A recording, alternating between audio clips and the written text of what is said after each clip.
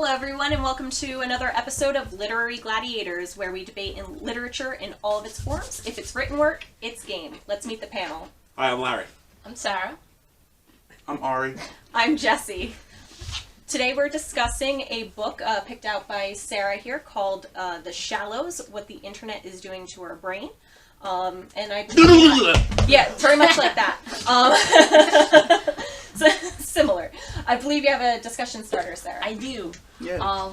So with any of the information you read in The Shallows, has any of it caused you to change any personal lifestyle habits with what you do in regards to your technology and computers? Good question. For those of okay, that was great. Let's try that again.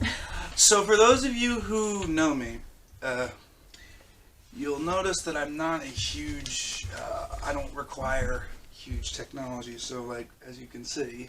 So, what I usually do is I only really use the internet and stuff like that when I'm at home. Has it changed my personal lifestyle, reading this book and just kind of exploring the different stuff about the psyche and the psychology of the mind behind the internet? I have to say not really, because I already am on the lower tier of how much internet I use. Has it affected my life in other ways? A little bit, because I take that the internet is a very big part of society today, and just being on the computer and just going on the internet is not just what the internet kind of affects, like it affects other people's behaviors as well. Mm-hmm. And I think I've found ever since I read The Shallows about a week or two ago, I've been a little more careful what I've been posting on Facebook. Yeah, I have to say I finished it Friday, this past Friday, so I'm still like new out of it, so I haven't really had the time to change too much. That being said, I have noticed after reading The Shallows, just kind of thinking back on all of my internet, and basically anytime I use a screen, the things that I am doing differently now versus how I used to do them before I had the smartphone in my pocket, I should say. I get headaches when I read things online, so I don't read a lot of things. I still like to read articles, and I like to do research. When I look for jobs too, I tend to get headaches too. Yeah, like that the screen gives me a headache. It's what's called, I believe it's what's called, I'm not sure if the book called it this, but it's what's called a blue, not a blue screen. Ultraviolet screen? Yeah, something like that. Light, yeah. Yeah, blue light, that's what it was. It's called a blue light screen, and like it actually gets into your eyes, and then it kind of stimulates the brain. And it's interesting too, because my phone actually has a setting where I can turn off the blue light, and it gives it like a red dim, so that way it's easier for me to focus on things. So if I have to read something longer on the internet, I turn that on, because I notice that I get headaches when I'm looking at it too long. And I mean, again, I also notice my focus on things. It shifts. I like to do research, and I like to think that I can hold a focus better than some people. It hurts right here for me. Yes. Oh yeah, absolutely. Oh, yeah, right I here. can't. I always Right grab books. Like I've tried Kindle, and it hurts. And it's even worse in the dark, because what happens is that the blue light is accentuated. But as the book was talking about that, but it's also talking about the internet itself.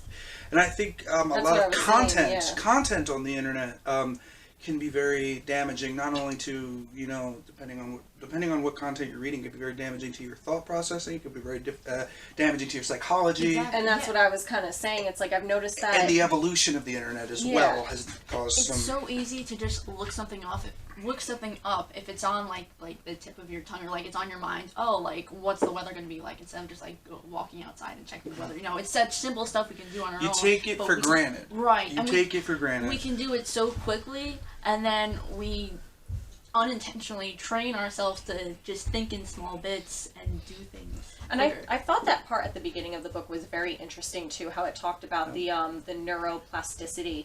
And how our brains are constantly changing based on the things that we're doing all the time. The way the neurons connect to each other.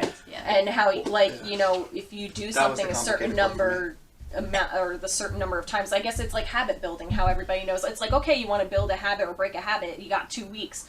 well, it's your neuroplasticity, changing around. Right, and that's So- why you fall into habits. I have to back say, into Sarah, habits based easier. off of your question, there was one thing that I did, and that is, like I said, I read, I browsed through the book. I didn't fully read it, but when I did get home, I did just looked up I did look up several things that I was just curious about, and one of the things I was looking at is, are there certain things that make those neurons kind of fall apart, like break up quicker? Like when you get older and you have dementia, sometimes they disconnect quicker. Okay. And it actually had stated that, being involved in blue light activities actually weakens them. So, like, that's why if you play, like, video games for, like, 10, 11, 12 hours at a time, Oh, well, I'm guilty of that. with the lights off, with the I'm sound. not that bad. But it does in fact cause. Now, is it going to cause memory loss? Probably not until you're much older. But it is something that can hurt you short term.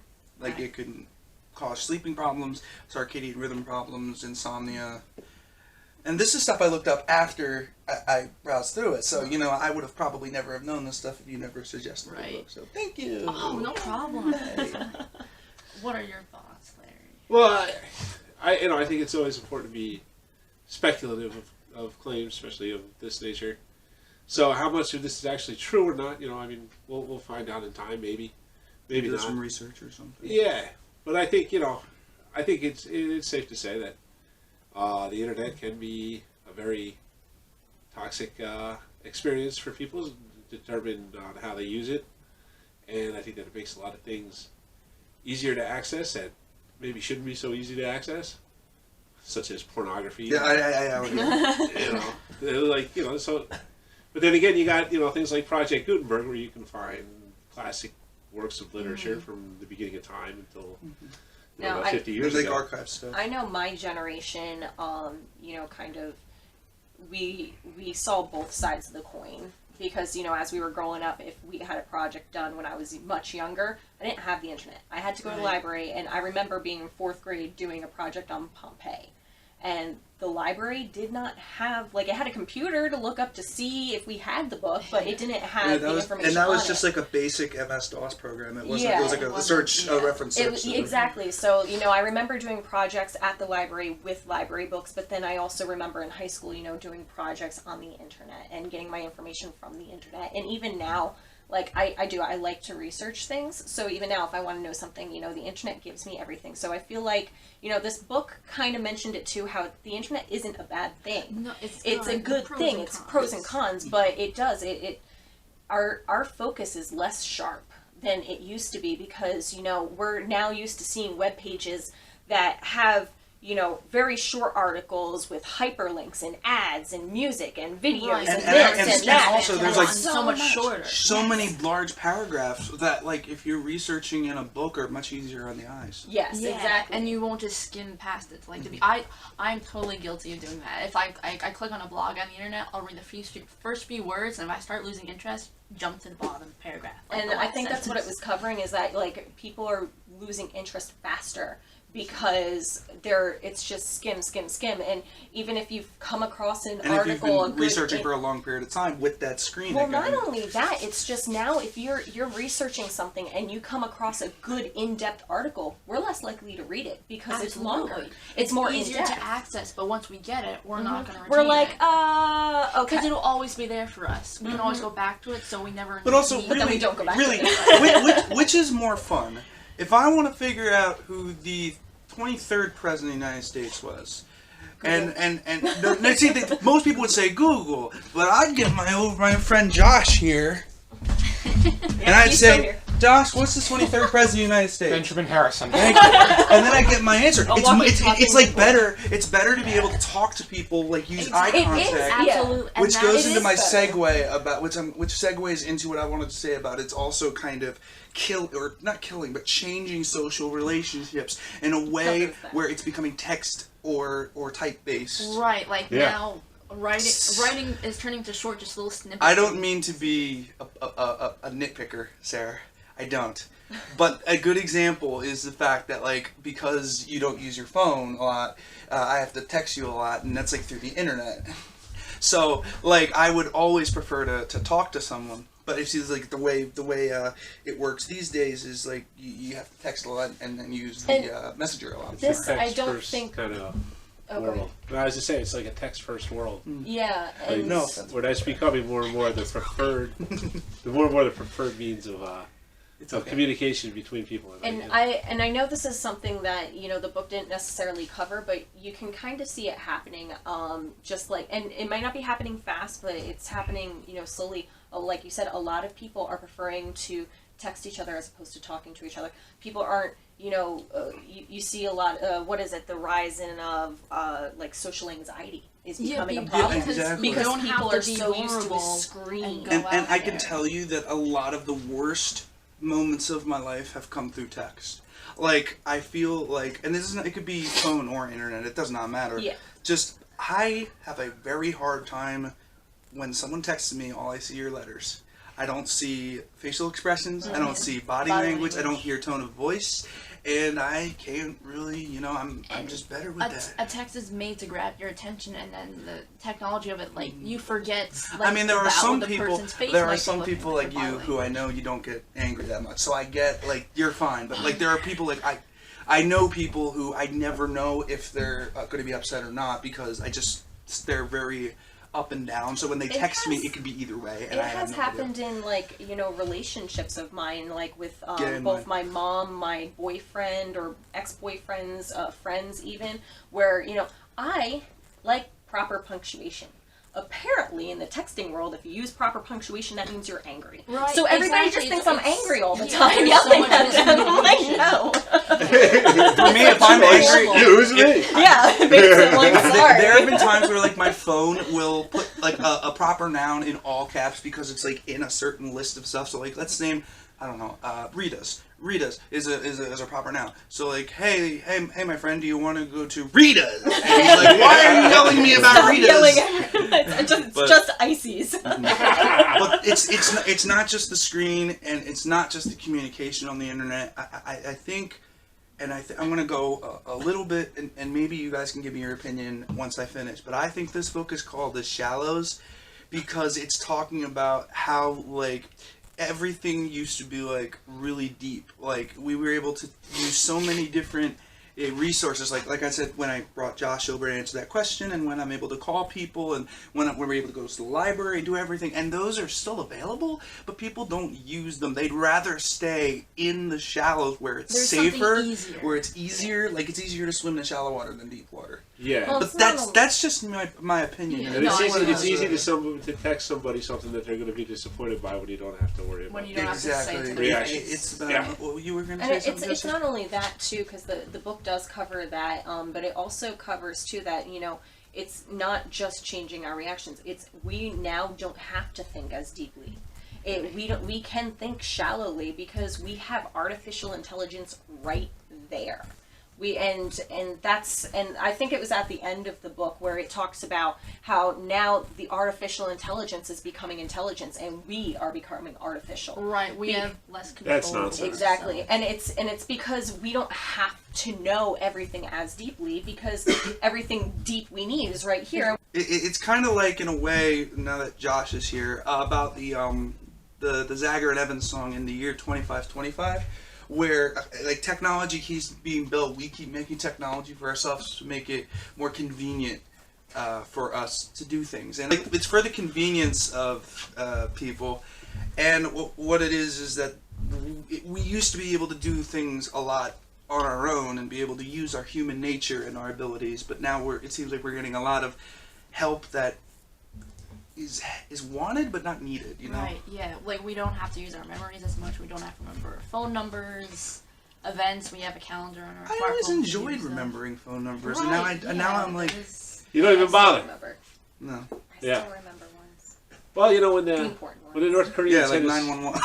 It's probably the I important know my one. mom's number. Okay. when the North Koreans hit Dad's us with mine. the electromagnetic pulse that wipes out the whole grid, then we'll find out exactly how reliant we've become on technology. I think, and Have you ever seen the end of the movie The World's End with Simon Pegg and Nick Frost? No. Oh, okay. Basically, at the end of that movie, they wipe out all technology and they're in the Dark Ages again, and they have to live in the Dark Ages again. It's kind of like that. That's what we kind of we could use something like that. Yeah, really. I mean, if we can get back Like to not necessarily a you can't get out of this, but like a reboot of some sort to a certain point in time. Oh no, I think everybody, and the author kind of mentions how he took some time after doing, his research, how he, stopped. What was it? He synced his email once every 2 days or something. Yeah, instead of every minute. And things like that, and how you just don't realize how much free time you actually have to do the things that you want to do once the internet is out of your life. Your attention isn't on it. Yeah, and it's honestly, it depends though. You know what I mean? Like I think most people in the world are so busy making sure that they are social going to eat tonight, Mm-hmm. or raising kids, or doing the responsible things in life that they keep you going. I mean, is there really that much time to be on the internet? Mm-hmm.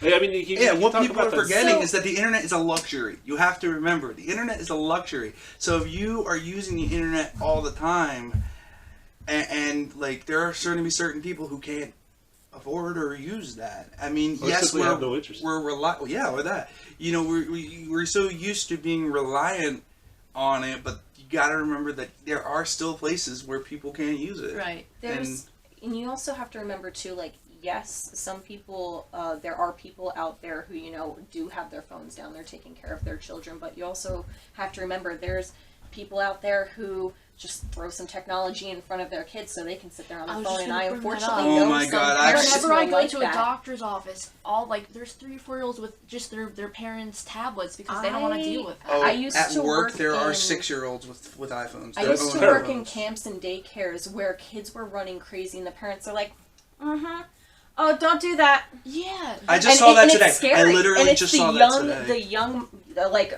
maybe people who are a little bit younger than myself or about my age, who are more interested in their phone and that tiny little device where, I've seen kids get hurt because their parents aren't paying attention. And it's crazy. So you have people who are doing the right thing and not on the internet, but then you also have these kids and these parents who are, just on the internet all the time, and they're like, well, the kids are really into the tablet nowadays. Well, they're into the tablet because you gave it to them. Yeah, exactly. Like, if you didn't give them the tablet, they wouldn't be into the tablet. What would happen to these kids if they were let loose in the chocolate factory? Yeah. Yeah, exactly. I say Fortnite.